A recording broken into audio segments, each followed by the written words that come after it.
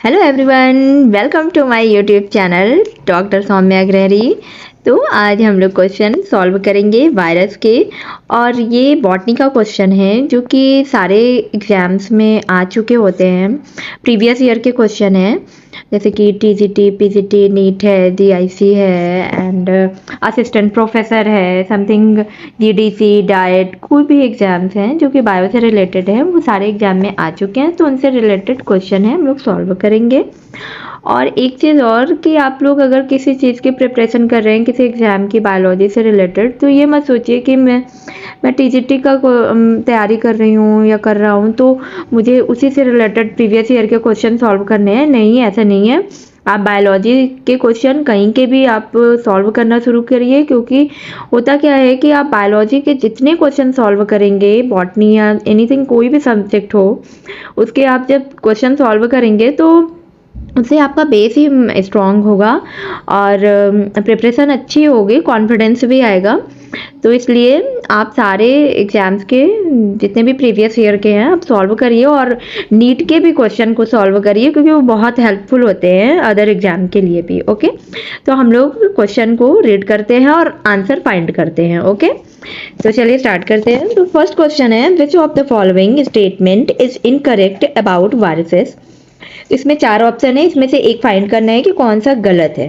ठीक है, तो फर्स्ट ऑप्शन है viruses are obligatory parasite. Second option है non cellular organism replicating inside the living cell. Third है viruses are saprophytic. And D option है viruses are composed of protein covering surrounding nucleic acid.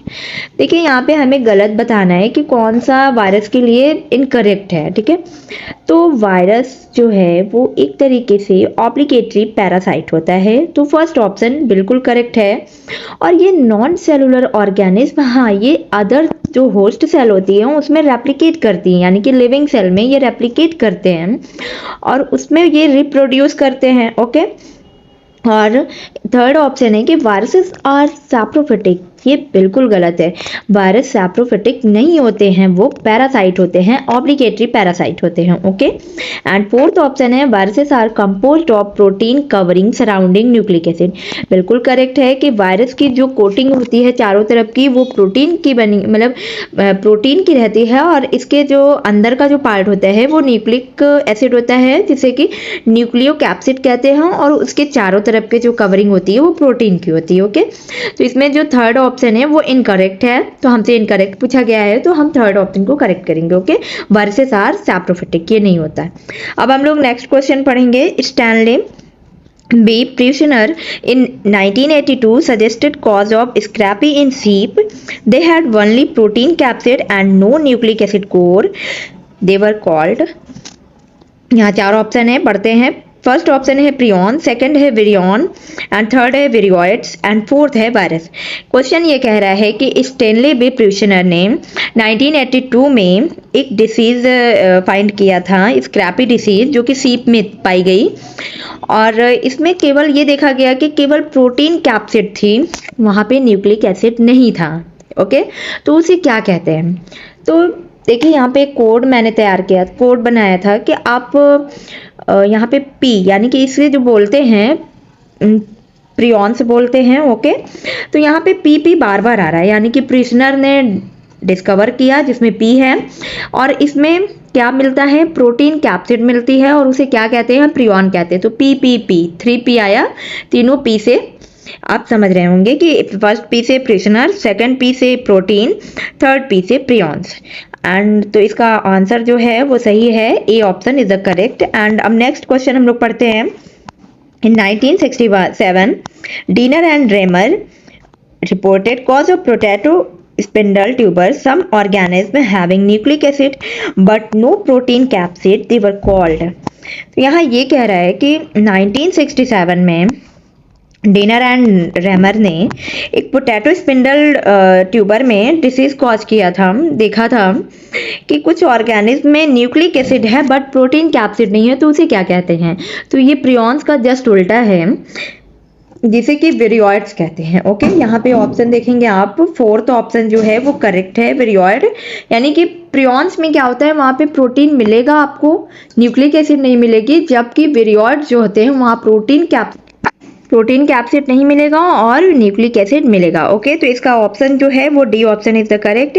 अब next question हम लोग देखते हैं, which one of the following is a double standard RNA virus. तो यहाँ पे फाइंड करना है कि डबल स्टैंडर्ड आरएनए वायरस कौन सा है इसमें।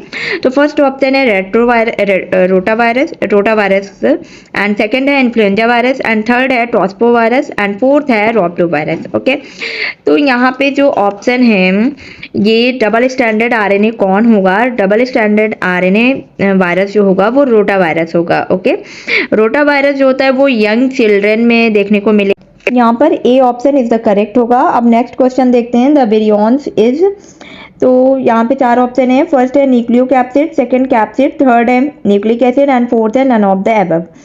तो विरियॉन क्या होते हैं कि विरियॉन जो होंगे वो न्यूक्लियो कैप्सिड प्रोटीन होता है जो कि न्यूक्लिक एसिड के साथ एसोसिएटेड होता है। ओके, तो उसे न्यूक्लियो प्रोटीन के नाम से जानते हैं। ठीक है, तो जो मतलब ये विरियॉन जो पूछा गया है वो न्यूक्लियो कैप्सिड होगा, यानी कि प्रोटीन के साथ न्यूक्लिक एसिड एसोसिएटेड होता है, दोनों प्रेजेंट होगा, न्यूक्लियो कैप्सिड विरियॉन कहलाएगा। और प्रियॉन्स क्या कहलाता है, जिसमें प्रोटीन होगा न्यूक्लिक एसिड नहीं होगा। एंड विरियॉइड्स क्या कहलाता है कि जिसमें प्रोटीन कैप्सिड नहीं होगा न्यूक्लिक एसिड होगा। और विरियॉन क्या होता है, जिसमें दोनों प्रेजेंट होंगे, एक साथ एसोसिएटेड होंगे, यानी कि प्रोटीन एंड न्यूक्लिक एसिड एक साथ एसोसिएटेड होंगे, वो होंगे न्यूक्लियो प्रोटीन के नाम से जानते हैं। ओके, तो इस तरीके के एसोसिएशन को क्या बोलेंगे, न्यूक्लियो कैप्सिड बोलते हैं। और ये किस में प्रेजेंट होगा, विरियॉन में देखने को मिलेगा। तो इसका जो ऑप्शन है वो क्या करेक्ट है, A option is the correct, nucleo capsid. And next question है, बैक्टीरियोफेजेस वाज डिस्कवर्ड बाय, तो बैक्टीरियोफेज को किसने डिस्कवर्ड किया था, ट्वार्ट एंड हैरले ने किया था। तो B option is the correct, ये तो याद करने वाली चीज है, इसे याद रखिए।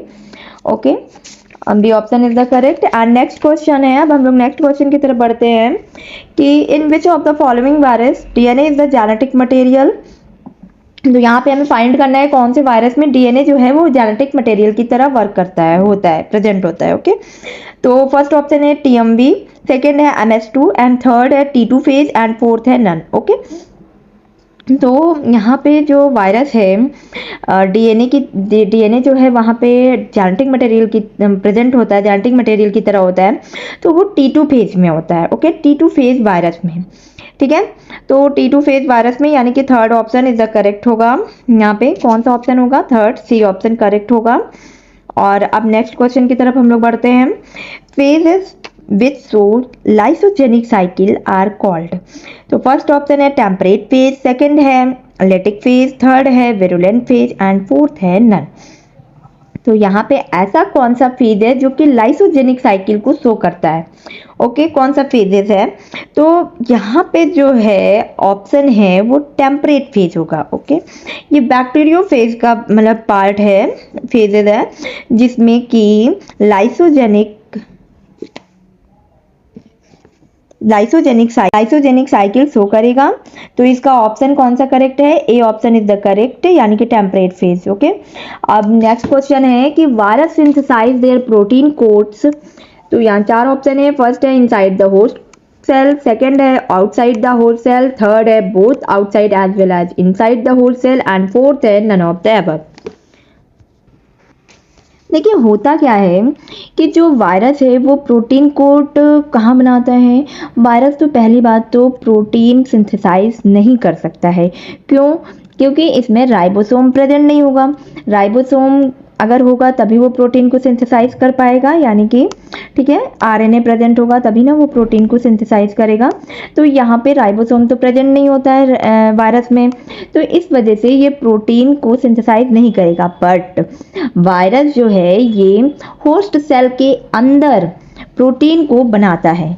क्यों? क्योंकि वो होस्ट सेल के राइबोसोम को यूज करता है और इस तरीके से वो प्रोटीन कोड बना लेता है। कैसे बनाता है? mRNA यानी कि मैसेंजर आरएनए को ट्रांसलेट कर देता है वायरल प्रोटीन में और वो प्रोटीन कोड बना लेते हैं होस्ट सेल के अंदर। तो इसका ऑप्शन कौन सा करेक्ट होगा? ए ऑप्शन करेक्ट होगा, inside the host cell. Okay, and next question है कि विरियोइड्स आर बिलो।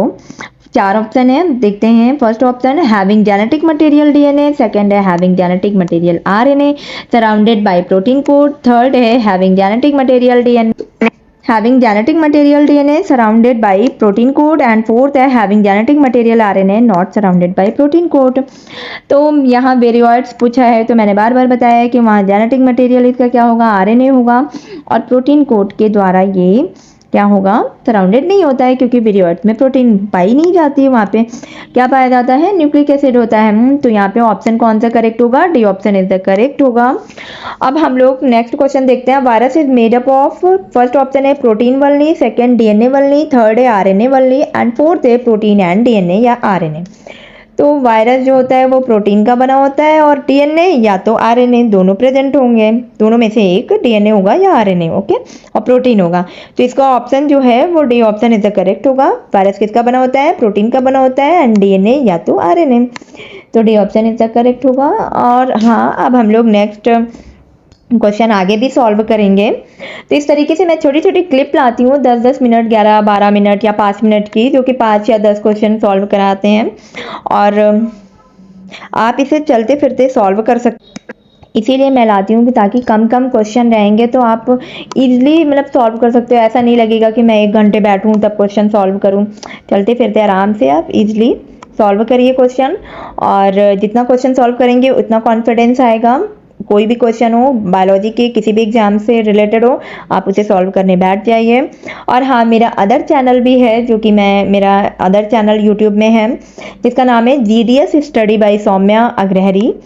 तो मैं इसका लिंक आपको दे रही हूँ डिस्क्रिप्शन बॉक्स में, और आप उसे देख लीजिएगा। मैं वहाँ पे नीट के क्वेश्चन को सॉल्व कराती हूँ एंड रिवीजन भी करवाती हूँ, तो आप वहाँ पे भी क्वेश्चन को देख सकते हो। बाकी आप पोस्ट में जा कर के देख सकते हैं, वहाँ पे मैंने पोस्ट करती रहती हूँ क्वेश्चन, तो उसमें भी आप पार्टिसिपेट करिए। तो ओके, थैंक यू। अब आगे हम लोग नेक्स्ट वीडियो में मिलते हैं, तो सब्सक्राइब करिए ताकि आपको नोटिफिकेशन मिलती रहे और मैं इसी तरह क्वेश्चन लाती रहूँगी। Thank you.